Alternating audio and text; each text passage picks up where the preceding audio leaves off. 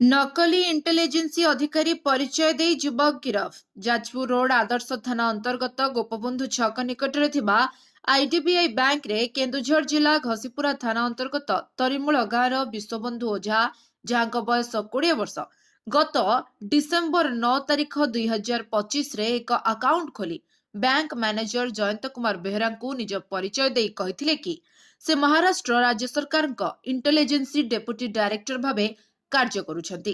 तंग अकाउंट को अधिक टंका आसीबो से टंका को मु एही ठारे उठाण करबी आपण सबु टंका मते उठाइबा को अनुमति देबे। विश्वबंधु उपरे बैंक मैनेजर को संदेह हेबारु से जाजपुर रोड थाना अधिकारी को ए संपर्क रे जणाइबारु थाना अधिकारी मैनेजर को कही कौशल क्रमे अभियुक्त विश्वबंधु को बैंक को डाकी घटनास्थल अभियुक्त को जाजपुर रोड पुलिस काबू करिबारे सफल होइतिले।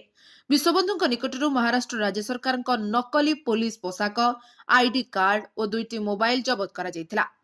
बैंक मैनेजर को अभियोग आधार रे दफा 14/26 रे एक मामला रुजु करी संपृक्त अभियुक्त को बुधवार दिन कोर्ट चालाण करा जायछि। जाजपुर अभिमन्यु मिश्र रिपोर्ट लिव लाइफ ओडिया।